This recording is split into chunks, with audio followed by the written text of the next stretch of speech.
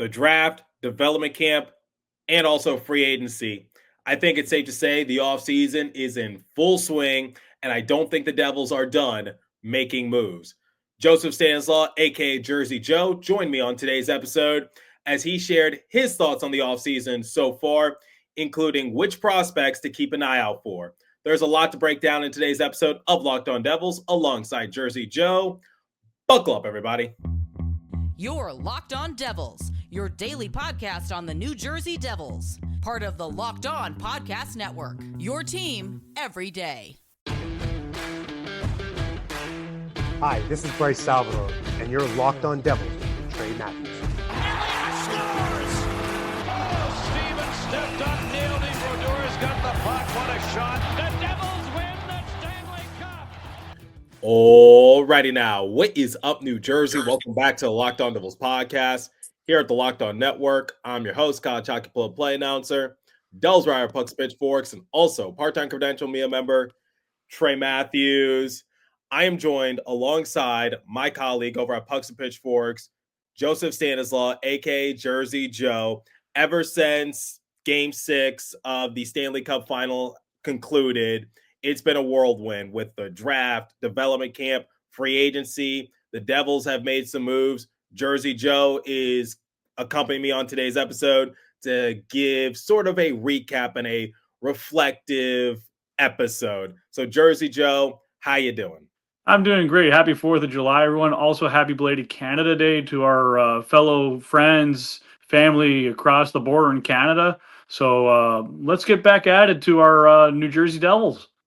Absolutely. Now, Jersey Joe, this is the second time that we're recording this episode. It goes to show how much we love you guys because we actually recorded a full-fledged episode, but the audio on Jersey Joe's end wasn't really all that good. There was an echo. He was also in a coffee shop. I'm just like, let's redo this a little later. Yeah, I mean, I got in a few tan lines for a couple hours, and here I am after I got back, and I think our brains are refreshed now. Yep. I went to the pool, so had some fun there at my apartment complex, and I'm probably going to grill some hot dogs and burgers a little later to celebrate 4th of July. Don't be eating 70 and a half of them. No, I'm not Joey Chestnut. I don't know how someone can do that. Like, how do you just wake up one day and just realize that that's a skill? Like, that's incredible. But you know what is a real skill? Finding talent. That's what you got to find. That's a perfect segue. Well, I don't think that's all that difficult. You could just watch America's Got Talent or Canada's Got Talent. I'm joking.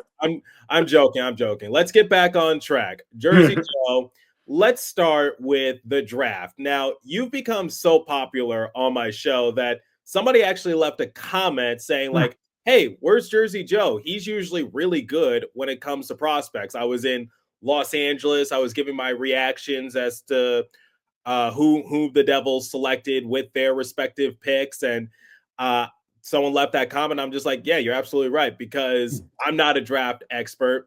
Jersey Joe is a draft expert. So Jersey Joe, give your thoughts on some of the selections that the Devils had and who are you high on? Okay, so I know some people remember me from covering the USHL. Yeah, the USNTDP team is also part of the USHL in a way. Fondrick is a really good shooter. He is a really dynamic centerman. Like, if you think you have him pinned to the boards, he's going to find someone in the outlet to pass it to, and then he's going to weave his way through the quiet ice, or even if it's not that quiet ice, he's going to snake around your defender. He's going to find the slot, and he's going to chip one home, or he's going to snap one home real quick and heavy, kind of like Austin Matthews in a way. I'm not saying he is, but he is very elusive. Yeah, so they used their first selection in the draft, which was on the second day, to select Conrad Fondrick. Now, I just got to ask your opinion. What were your thoughts on the presentation of the draft? Because I absolutely hated it. I was there live, and I even texted my friend. I'm just like, this is taking way too long. No way the first round should last nearly 5 hours. I thought I was watching Jeopardy. How so? It just felt like when they took their time to announce the team, announce the player. Like the Jeopardy song, like, It felt like do do do. Look, I am such an old school guy. Like having watched Bob McKenzie all them years from the Yakupov draft to all the way to now. I want to go back to the old way.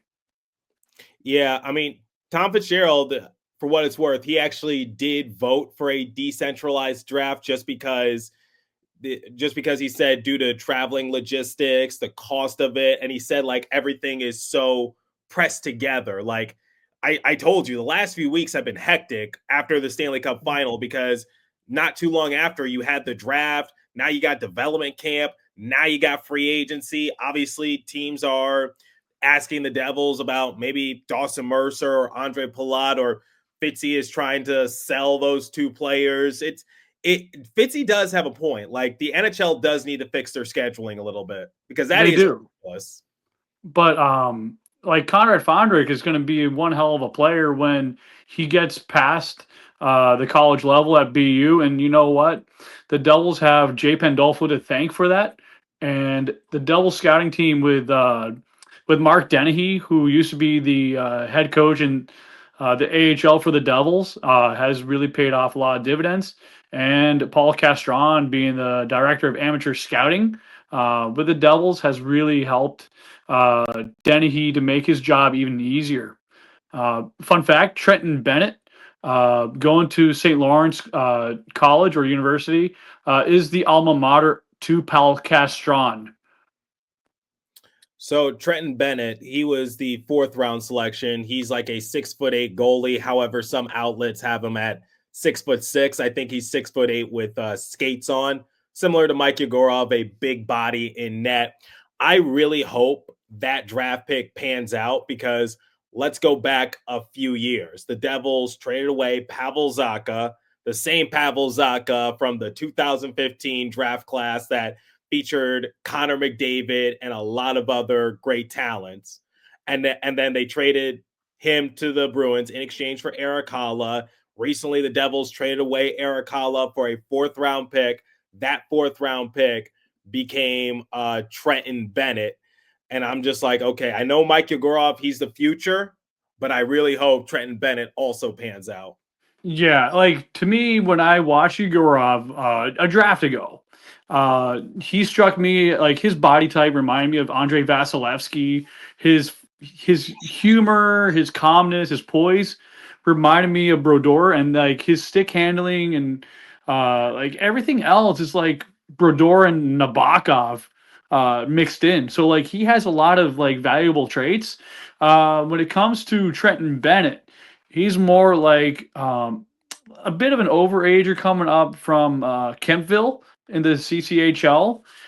So he's like a 2 tiers below going to the NCAA, but he ended up in the OHL with Owen Sound, and he got a shutout being 6'8". And the way you look at him is that when he stands that tall on skates, his hips are already covering the crossbar. So you got to look at it. When he goes down the butterfly and he's agile laterally, all he has to do is stick his arm out and he catches the puck. Like you try and beat him glove side, good luck. It's like beating Bad Bishop. It's funny you mentioned the Mike Yegorov and Martin Brodeur comparisons because the Omaha Lancers play-by-play announcer, his name is Frank, he actually made a comparison of Brodeur to Yegorov. He said like Yegorov reminded him of Brodeur a little bit. I asked Jay Pandolfo about that, and Jay said like, yeah, Yegorov is a little taller, but in terms of their calmness in net, their demeanor, how they play the game, he definitely sees some similar traits, and that's high praise from Pandolfo, who won 2 cups with Brodeur. Yeah, and I mean the Devils have been doing a good job selecting goalies the last couple drafts, and you know what? It's a paramount thing to have because you don't know who's going to pan out and you don't know who's going to pan up. So with that being said, the Devils are on the right track with Dave Rogalski to develop a really good goalie pool, especially if they do move on from Nico Dawes. I think they're going to have to move on from Nico Dawes because he no longer can be sent down without any repercussion. He would have to clear through waivers, and let's be real, he's not clearing through waivers. Just no way. No. So I think the Devils, they're going to look to move him soon, just to accommodate for Jake Allen signing a 5-year extension here in New Jersey. Yeah, I wouldn't be surprised if he turns as the next Scott Wedgwood. Honestly, people gave up on Scott Wedgwood. I remember he was one of 7 goalies from a few seasons ago. It was like him, Andrew Hammond, John Gillies, Mackenzie Blackwood, you name it. Nico Dawes was also in that carousel of goalies as well. And then people gave up on Scott Wedgwood. He went to, I believe, Dallas. He actually played solid there. And Colorado. Yep. Now he's in Colorado alongside Mackenzie Blackwood. So you got the Wood duo, or you had the Wood trio for a minute. You had Miles Wood, then you had Scott Wedgwood, and you had Mackenzie Blackwood. But obviously, Miles Wood was recently traded to the Blue Jackets, reunited with Damon Severson. There's a name I haven't mentioned in a minute. I know. But old. Yeah, but Scott Wedgwood, he's actually turned out quite nicely, similar to Mackenzie Blackwood. They've panned out really nice. And look, I'm okay with how it turned out for the Devils. They got Jacob Markstrom and Jake Allen, so I'm not really tripping. I'm happy to see them succeed. Yeah, and you know what? I mean, the Devils are more planned for the near and the long term in net, and like the way it is, like you already have VT Louis Varda down the road. He's going to come. I mean, he's a little bit of a project, but he's going to work his way over from Finland in the next couple of seasons. However, by the time players hit 22 years old, once the new CBA takes effect, September 16th of 2026, you got to be ready to sign these guys, or otherwise you have to lose them. They probably go back into the draft where they become free agents. So that being said, the Devils have to be god darn sure about who they bring in. Before we continue with today's episode, let me tell you guys about Game Time. We've all been there, logging on early and waiting forever for concert tickets to go on sale, only to lose your spot for a show that you've been dying to see. Live music should be about making memories, not dealing with the stress of ticket shopping. That's where Game Time comes in. Game Time makes getting concert tickets faster and easier than ever. Prices actually drop as it gets closer to showtime, and you can save up to 60% off with their killer last-minute deals. Tired of endless scrolling, trying to find the best deal? Game Time's zone deals pick the best seats in your section for you. Ever wonder what your view will actually look like before you buy? The app shows you a seat view, so there's no surprises. With Game Time, the price you see is the price you pay, no hidden fees. Worried about what happens if plans change? The Game Time guarantee has your back with cancellation protection and more. Take the guesswork out of buying concert and show tickets with Game Time. Download the Game Time app, create an account, and use the code LOCKEDONNHL for $20 off your first purchase. Terms apply. Again, create an account and redeem code LOCKEDONNHL for $20 off. Download the Game Time app. Last minute tickets, lowest price, guaranteed. All right, let's get back to today's episode alongside Jersey Joe. Take it away. Okay, before we transition to the next segment, any final thoughts on the draft and who the Devils selected? I think the more highly touted players are Conrad Fondrick, Ben Keevan, committed to play at the best school out west, Arizona State University. Yes, I am biased. I don't care. Cam Scalaboo, he's going to be special for the New York Giants. And Mason Moe. I think those are the 3 most highly touted prospects from that draft class. So those 2 other guys you mentioned, the first 3 picks that the Devils had, Ben Keevan, he reminds me a lot of a John Madden, but with more surgical passing, very heavy hockey player, really amazing shot. Like he'll shoot from like further out and he can still rip one home. And he does a lot of the dirty work. You want a guy like that to be in the NHL playoffs, getting you those timely goals and those not so sexy goals as well. Mason Moe, his teammate was Austin Bernovic, who was drafted out of the Madison Capitals last year. And the Capitals are known to be a really perennial, heavy playoff team in the USHL. And Mason Moe, a big guy, he's listed as a center, but I see him becoming a power forward winger eventually. But also, he mentioned something interesting from Chrissy Flannery. He's also getting into pickleball. So I think, that kind of sport, I know it pretty well. Teaches you all about positioning, footwork. Seems like that's the new trend nowadays. Yeah, it's not just a trend; it's a lifestyle. Not trying to be biased myself, but I always say, from a scouting standpoint, and just in general, the more sports you play, the less strain you have on your body. When you're a younger player, it teaches you how to be more dynamic, especially when you have to make more executive decisions in a short time span. Like, hockey's a bang bang sport. Pickleball is the same way when you play elite players. That is interesting. And I think a few other prospects I want to mention real quick that I don't think we got the chance to talk about. They went a little later in the draft. Another 4th-round selection, Gustav Hillstrom from Sweden, David Roosevelt from Roosevelt, thank you, from Czech, and then Siggy Holmgren from Sweden. I told you this before. I really hope Siggy makes it to the NHL. Unlikely, but it's just like I can think of the marketing similar to what the Ducks did with McQueen.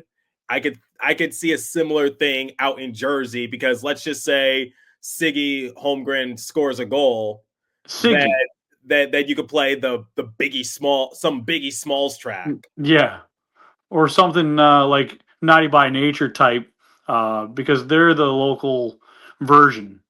I hope Bill Spalding is listening to this, or Matt Loughlin. If it ever gets to that point, I really want them to say, Siggy, Siggy, Siggy, can't you see? Sometimes your goals just hypnotize me. I mean, I really hope I do not get flagged for copyright for that. Oh, God, no. Gustav Hillstrom, I will say this. I love his stick handling. His hockey IQ is very good for a late rounder.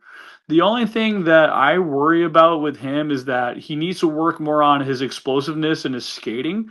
But other than that, he has pulled like a few dekes on a couple of defenders really well in Sweden. I think he has a lot of potential being a winger. So those are all the prospects that the Devils selected. Which one has the most potential? Most potential in the late round, I would say it would be David Roosevelt. I think he's going to be a Zach Parise light. The way he is very tenacious in the offensive zone, being very persistent, forechecker, and always doing net mouth scrambles and like holding goalies accountable. His speed, like, he has a father who played in Czechia, and his uncle is I think 1 or 2 times Stanley Cup winner.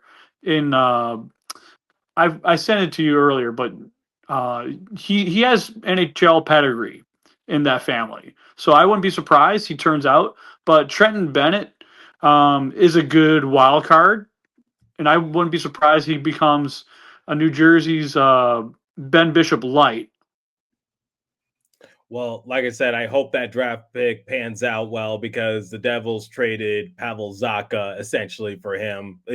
There's more to it, but Pavel Zacha to Boston for Eric Haula, then Eric Haula to Nashville for that 4th-round selection. So hopefully it pans out well. Looking back at that 2015 draft class, Connor McDavid, Jack Eichel, Mitch Marner, Noah Hannafin. Oh, Jack Eichel and Mitch Marner are teammates now. Yeah, in Vegas. Zach Werenski. Well, Timo Meier was also in that draft class, so yep. I guess it's not a total loss. Mikko Rantanen. No. Devils settled with Pavel Zacha when they could have had, Timo Meier. Well, they ended up getting Timo Meier. But let's talk about what the Devils did get during free agency. They didn't make the splashiest of moves, but it's a step in the right direction. So you got Evgeny Dodonov from the Stars and also Connor Brown from the Western Conference champion Edmonton Oilers. So they get a 2-time Western Conference champ in Connor Brown. Connor Brown is also a uh, Sheldon Keefe player, also has connections to the Hughes family as well. So there's multiple connections for him signing for the contract he did. Connor Brown is a hard-nosed hockey player, and you're going to need someone who's going to replace the Eric Holla on that line. Also, you could shift him second, third line if you had to. Big size, Sasquatch build. You need someone who's really bloodthirsty to get that Stanley Cup back to New Jersey. Well, he does have the experience. I will give him that. He's played with so many all-time great players, including Connor McDavid, Alex Ovechkin, Austin Matthews, Brady Tkachuk. He was a longtime teammate of Connor McDavid because they both played for the same OHL team, the Erie Otters. Mm-hmm. So, yeah, I mean, I do have some decent expectations for Connor Brown. I mentioned it in one of my more recent episodes. I'm not sure if you listened to it, but I said, like, look, it's easy to get lost in a sea of great players on the I heard that one. Yeah, like you got McDavid, Draisaitl, Bouchard, Nugent Hopkins, Hyman, you name it. There's so much talent on that roster. Whereas you come to the Devils, with all due respect to Jack Hughes, Nico Hischier, they're not Connor McDavid or Leon Draisaitl. They're not that at all. So I think Connor Brown can thrive just a little bit more, and he is replacing Eric Holla. So I don't like the no trade clause though. I hate that. I think it's the one way they were able to lure him in. However, I mean, you look at what New Jersey's building. They're building a little bit similar to Edmonton out west, but they have the better goalie depth and quality. Nothing against Stuart Skinner or Calvin Pickard, but the Devils are slowly building a better goalie tandem with what they had drafted, and now they're developing. So over time, that goalie situation is going to be far better than Edmonton's, where the Devils will eventually get cups 4 and 5. Well, we'll wait and see, but I was anticipating for like a team like the Oilers to offer Jake Allen so much money just because Allen was the best available goalie, and I'm just like, they probably want to move on from Stuart Skinner after what happened, or Calvin Pickard, all of that. So, but you know, they Jake Allen wanted to stay put, and I don't blame him. All right. What about Evgeny Dodonov? He's a little older. He's not only an NHL player, but a KHL player. Hails from Russia. What do you got on? I guess they call him Big Daddy. That's my way of knowing him. I mean, he's come up clutch against Pittsburgh last year. He got a hat trick, and he actually has good skating. He has really good nose for the net, and he just really does make a really good play, whether it's passing or shooting. But he is someone who has playoff experience. He's a really big leader. He played for the Panthers as well. So it's not like he doesn't know how to win or be an important role player when the going gets tough. And yeah, he may not score as many goals as, like, let's say Gritsuk will down the road, but you need someone on the third, fourth line, second line that needs to help out, like prevent as many shutouts that the Devils got. They got shut out like 8 or 9 times last year. Either way, it was tied for second most in the NHL. Yeah, so even with 15 goals, I rather get those from Dadonov anytime to help get the Devils on the board and create momentum. I think this is a low risk, high reward type of situation for Devils, because the way I see it, he could be like Tomas Tatar, if you know what I mean. Like, right. Like, remember Tomas Tatar was one of the more underrated pieces during the 2022-2023 season, had a phenomenal plus minus, was putting up all sorts of goals alongside Dawson Mercer and Nico Hischier. Yep. And then the Devils tried to recreate that same magic this past season, and it just didn't work. Yeah, and you know what? Like the Tatar experiment eventually came to expiration, and they needed to move on to a newer player. And hopefully, Tatar, not Tatar, but Dadonov does improve over what Tatar didn't do. So that's the more important line to see. But the Devils, I believe, are not done yet. No, they can't be done because they have about $6 million in cap. Luke Hughes still needs a new deal. He's not going to sign annually under $7 million. It's not going to happen. But keep in mind, we are recording this episode on the 4th of July. So it's a holiday weekend here in the States. So I think once things resume Monday or Tuesday, then maybe we'll see Andre Palat or Dawson Mercer off the books. Right. I think with the new CBA, they talked about like signing bonuses can't be no more than like 60% of that contract. If that is true, I think Luke Hughes gets 60% of that money there and 40% up front. So if that adds up correctly, I think he's going to get paid handsomely either way. I was talking to Jim Behringer of Full Press Hockey. It could be like anywhere from 7 to 8 million. 7.5 seems plausible. Seems like the likely scenario. I have him at 7.875 million. I was doing an AFP analytics calculation through Copilot, and that's the number I was getting. And I think he's going to do 7 years. So I want to reference a few of your articles. I think you wrote an article saying like good destinations for Andre Palat. Yeah. Okay, so I think the Anaheim Ducks might be off the books just because they've been cleaning up the Rangers garbage lately. Mm-hmm. Where else do you think Andre Palat could go to? But keep in mind, he does have a modified no movement clause. I'd say one would be Montreal. Another one could be maybe Nashville, maybe back to Tampa Bay. I don't think Tampa wants him back. But I'm just saying, like he might want to be back there, but the other team might not want him. Right. Maybe Vegas, but I don't think they will have the cap though. Don't never, ever, ever say that about Vegas. They will make it work. They'll have to trade someone special though.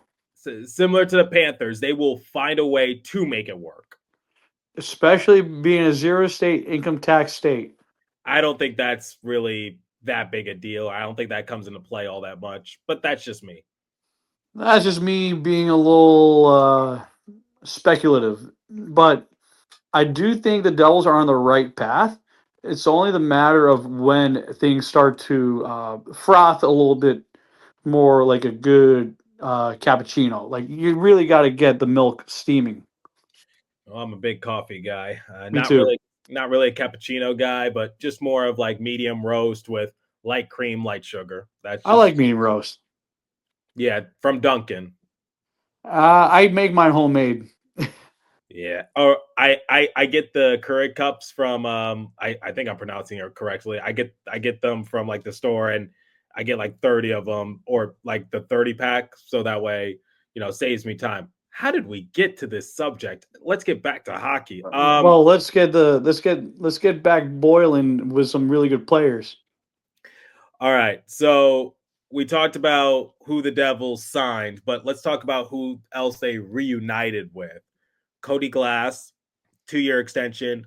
Jake Allen, 5-year extension. Like Jake Allen, for me, taking that prorated discount was huge. I mean, worst comes to worst, you would buy him out in the middle of the 3rd year at worst, and you could do a few things. You could either or you could trade him, buy him out, or you can hide it in the minors. Right. And at that point, I mean, you're going to have someone like Yegorov come up, replace him, or some other guy that's, in the works that the Devils might be using as like a little replacement for the time being. So that way, Devils don't go too crazy financially. But Cody Glass, I really like the trade. What they did in February, I think he has a lot of upside, especially on a third line, and bring a lot of speed and dynamic, especially on even strength.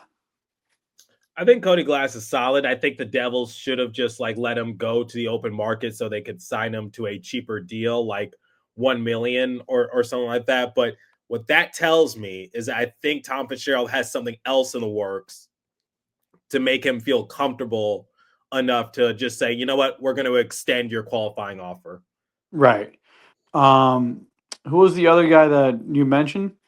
I said Jake Allen and I said Cody Glass. All right, so they're not too far behind, but I'm not going to be too hard on Fitzgerald right now because it seems like he's doing a lot of the things behind the scenes. But like Palat is the biggest contract, but yeah, you could move on from Dougie Hamilton, but it has to be for the right guy. You see, here's the thing. I would say if you trade Dougie Hamilton, you better be getting someone like Quinn Hughes back. Because if you just trade Dougie Hamilton to just shed some money, that's a terrible move. Because Yeah. here's the problem.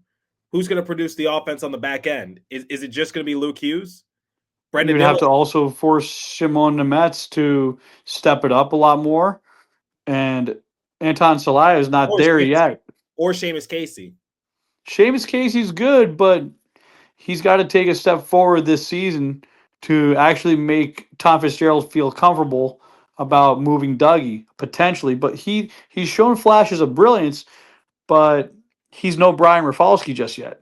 Yeah, so when I see the Devils defensemen like Brett Pesce, not going to produce offense. Brendan Dillon, not going to produce offense. Jonas Siegenthaler, not going to produce offense. Jonathan Kovacevic will not be ready to go to start the season. Right. And even then, he doesn't produce offense. So He it's just produces some, but not enough. not enough. The ones who produce offense consistently or get pucks to the net, that's Dougie Hamilton and Luke Hughes. Right. And if you lose Dougie just to shed some money and just to extend Luke, I don't think that's a good investment. No. Worst case scenario, I think Neil Pionk would be like a fair move, but he still is like a few clips just below points per game, Dougie Hamilton's rate. And they play about almost the same amount of games. We'll see what happens, but I think Dougie is safe. I would be surprised if he was He's traded. got 3 years. Yeah, and also just he's being paid annually, what, $9 million? $9 million. Yeah, that's going to scare some teams. I don't think they're going to go with Dougie. But Jersey Joe, take 2 of this episode. Any closing thoughts? Closing thoughts is that we have gone through a lot in a good way since the first round of the Devils went in 5. I think the Devils are onto something really good, especially with Gritzer coming in, Dadonov in, Brown is in. But I think with the goalies near and long term, especially with the 22-year-old age going into effect 16th of 2026, I would expect more guys to be signed a little sooner before next year for unsigned prospects. Other than that, I think, Devils will be a little bit better in the AHL, especially with the changes that they made. So there's going to be a new change of the guard in the AHL for the Devils. So don't be surprised that the Comets turn things around, especially developing guys for the Devils. Well, I'm excited to see what the Devils have in store, and I'm sure if Andre Palat is traded, I think it'll exonerate a lot of negativity that the Devils discourse has towards Tom Fitzgerald. Plus, you got to add in this is the first year of Brad Shaw as of July 1st, who will help the Devils improve their offensive and defensive ways on and off the ice. I really believe when I watched him coach for Philly, I expected Philly to be more dead in the water defensively, but he's shown me that even when a team like Philly did not so well, he still kept their defenders pretty active, especially with Jamie Drysdale, along with a couple other guys on their back end. So I would hope that replication improves the New Jersey Devils' offensive attack even more. Meanwhile, their goals allowed decreased with better goaltending. We'll see what happens, but I think you're articulating something really, really well, and we'll see what Tom Fitzgerald has in store. Jersey Joe, thanks for taking the time again to talk all things Devils. I hope you enjoy your 4th of July. Where can my audience find you at? You guys can find me on Blue Sky. You can also find me on X, and then you can also find me on Instagram. My Instagram is _Joe of Jersey, Jersey. And I'm also on LinkedIn, Pucks and Pitchforks. You know, Trey writes there. I write there. Neil Villapiano writes there. We're all happy to send in our articles to you guys and gals to read. And the summer has looked pretty good thus far. That's about it. Awesome. Everybody, enjoy your 4th of July. Please do not blow off your finger, or I guess when this episode goes live, I really hope everyone has their limbs intact. Have fun, stay safe, and that's how we're going to close out today's episode. So like I do every single episode, continue to stay safe. Have a wonderful day, New Jersey.